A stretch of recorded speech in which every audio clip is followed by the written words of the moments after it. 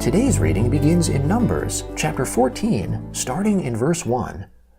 All the congregation lifted up their voice and cried, and the people wept that night. All the children of Israel murmured against Moses and against Aaron. The whole congregation said to them, "We wish that we had died in the land of Egypt, or that we had died in this wilderness. Why does the Lord bring us to this land, to fall by the sword?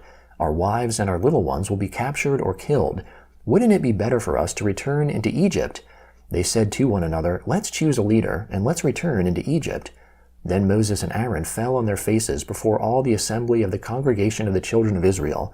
Joshua the son of Nun and Caleb the son of Jephunneh, who were of those who spied out the land, tore their clothes. They spoke to all the congregation of the children of Israel, saying, "The land which we passed through to spy it out is an exceedingly good land. If the Lord delights in us, then he will bring us into this land and give it to us, a land which flows with milk and honey. Only don't rebel against the Lord, neither fear the people of the land, for they are bread for us. Their defense is removed from over them, and the Lord is with us. Don't fear them." But all the congregation threatened to stone them with stones. The Lord's glory appeared in the tent of meeting to all the children of Israel. The Lord said to Moses, "How long will this people despise me? How long will they not believe in me for all the signs which I have worked amongst them? I will strike them with the pestilence and disinherit them, and will make of you a nation greater and mightier than they." Moses said to the Lord, "Then the Egyptians will hear it, for you brought up this people in your might from amongst them. They will tell it to the inhabitants of this land. They have heard that you, Lord, are amongst this people, for you, Lord, are seen face to face, and your cloud stands over them, and you go before them, in a pillar of cloud by day and in a pillar of fire by night. Now if you killed this people as one man, then the nations which have heard the fame of you will speak, saying, 'Because the Lord was not able to bring this people into the land which he swore to them, therefore he has slain them in the wilderness.' Now please let the power of the Lord be great, according as you have spoken, saying, 'The Lord is slow to anger, and abundant in loving kindness, forgiving iniquity and disobedience, and he will by no means clear the guilty, visiting the iniquity of the fathers on the children, on the third and on the fourth generation. Please pardon the iniquity of this people according to the greatness of your loving kindness, and just as you have forgiven this people from Egypt even until now.' The Lord said, 'I have pardoned according to your word, but in very deed, as I live, and as all the earth shall be filled with the Lord's glory, because all those men who have seen my glory and my signs, which I worked in Egypt and in the wilderness, yet have tempted me these 10 times, and have not listened to my voice, surely they shall not see the land which I swore to their fathers, neither shall any of those who despised me see it. But my servant Caleb, because he had another spirit with him, and has followed me truly, him I will bring into the land into which he went. His offspring shall possess it. Since the Amalekite and the Canaanite dwell in the valley, tomorrow turn and go into the wilderness by the way to the Red Sea." The Lord spoke to Moses and to Aaron, saying, "How long shall I bear with this evil congregation that complain against me? I have heard the complaints of the children of Israel, which they complain against me. Tell them, as I live, says the Lord, surely as you have spoken in my ears, so I will do to you. Your dead bodies shall fall in this wilderness, and all who were counted of you, according to your whole number, from 20 years old and upward, who have complained against me, surely you shall not come into the land concerning which I swore that I would make you dwell therein, except Caleb the son of Jephunneh and Joshua the son of Nun. But I will bring in your little ones, that you said should be captured or killed, and they shall know the land which you have rejected. But as for you, your dead bodies shall fall in this wilderness. Your children shall be wanderers in the wilderness 40 years, and shall bear your prostitution until your dead bodies are consumed in the wilderness. After the number of the days in which you spied out the land, even 40 days, for every day a year, you will bear your iniquities, even 40 years, and you will know my alienation. I, the Lord, have spoken. I will surely do this to all this evil congregation who are gathered together against me. In this wilderness they shall be consumed, and there they shall die. The men whom Moses sent to spy out the land, who returned and made all the congregation to murmur against him by bringing up an evil report against the land, even those men who brought up an evil report of the land, died by the plague before the Lord. But Joshua the son of Nun and Caleb the son of Jephunneh remained alive of those men who went to spy out the land. Moses told these words to all the children of Israel, and the people mourned greatly. They rose up early in the morning and went up to the top of the mountain, saying, Behold, we are here, and will go up to the place which the Lord has promised, for we have sinned. Moses said, Why now do you disobey the commandment of the Lord, since it shall not prosper? Don't go up, for the Lord isn't amongst you. That way you won't be struck down before your enemies. For there the Amalekite and the Canaanite are before you, and you will fall by the sword because you turned back from following the Lord. Therefore the Lord will not be with you. But they presumed to go up to the top of the mountain. Nevertheless, the ark of the Lord's covenant and Moses didn't depart out of the camp. Then the Amalekites came down, and the Canaanites who lived in that mountain, and struck them, and beat them down, even to Hormah.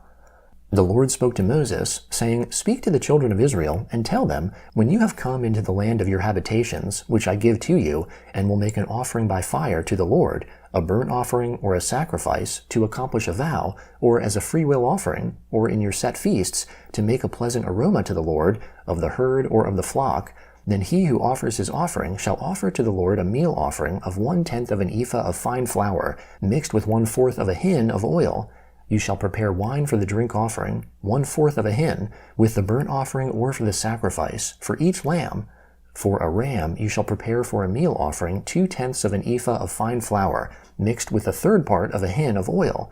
And for the drink offering you shall offer the 1/3 part of a hin of wine, of a pleasant aroma to the Lord. When you prepare a bull for a burnt offering or for a sacrifice, to accomplish a vow, or for peace offerings to the Lord, then he shall offer with the bull a meal offering of 3/10 of an ephah of fine flour, mixed with half a hin of oil. And you shall offer for the drink offering half a hin of wine, for an offering made by fire, of a pleasant aroma to the Lord. Thus it shall be done for each bull, for each ram, for each of the male lambs, or of the young goats. According to the number that you shall prepare, so you shall do to everyone according to their number. All who are native born shall do these things in this way, in offering an offering made by fire, of a pleasant aroma to the Lord. If a stranger lives as a foreigner with you, or whoever may be amongst you throughout your generations, and will offer an offering made by fire, of a pleasant aroma to the Lord, as you do, so he shall do. For the assembly there shall be one statute for you and for the stranger who lives as a foreigner, a statute forever, throughout your generations. As you are, so the foreigner shall be before the Lord.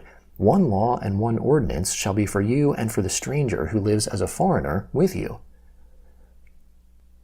The Gospel of Mark, chapter 14, starting in verse 53. They led Jesus away to the high priest. All the chief priests, the elders, and the scribes came together with him. Peter had followed him from a distance until he came into the court of the high priest. He was sitting with the officers and warming himself in the light of the fire. Now the chief priests and the whole council sought witnesses against Jesus to put him to death, and found none, for many gave false testimony against him, and their testimony didn't agree with each other. Some stood up and gave false testimony against him, saying, We heard him say, I will destroy this temple that is made with hands, and in 3 days I will build another made without hands. Even so, their testimony didn't agree. The high priest stood up in the middle and asked Jesus, Have you no answer? What is it which these testify against you? But he stayed quiet and answered nothing. Again the high priest asked him, Are you the Christ, the Son of the Blessed? Jesus said, I am. You will see the Son of Man sitting at the right hand of power and coming with the clouds of the sky. The high priest tore his clothes and said, What further need have we of witnesses? You have heard the blasphemy. What do you think? They all condemned him to be worthy of death. Some began to spit on him, and to cover his face, and to beat him with fists, and to tell him, Prophesy. The officers struck him with the palms of their hands.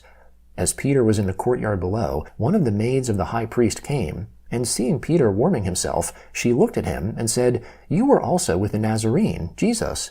But he denied it, saying, I neither know nor understand what you are saying. He went out on the porch, and the rooster crowed. The maid saw him and began again to tell those who stood by, This is one of them. But he again denied it. After a little while again, those who stood by said to Peter, You truly are one of them, for you are a Galilean, and your speech shows it. But he began to curse and to swear, I don't know this man of whom you speak. The rooster crowed the second time. Peter remembered the words that Jesus said to him, Before the rooster crows twice, you will deny me 3 times. When he thought about that, he wept.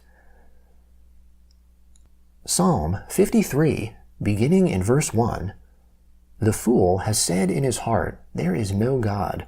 They are corrupt and have done abominable iniquity. There is no one who does good. God looks down from heaven on the children of men to see if there are any who understand, who seek after God.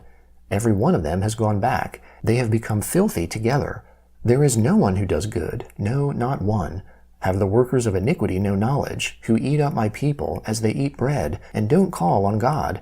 There they were in great fear, where no fear was, for God has scattered the bones of him who encamps against you. You have put them to shame, because God has rejected them. Oh, that the salvation of Israel will come out of Zion.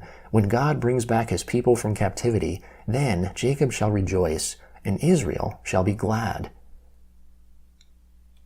Proverbs chapter 11, verse 4. Riches don't profit in the day of wrath, but righteousness delivers from death.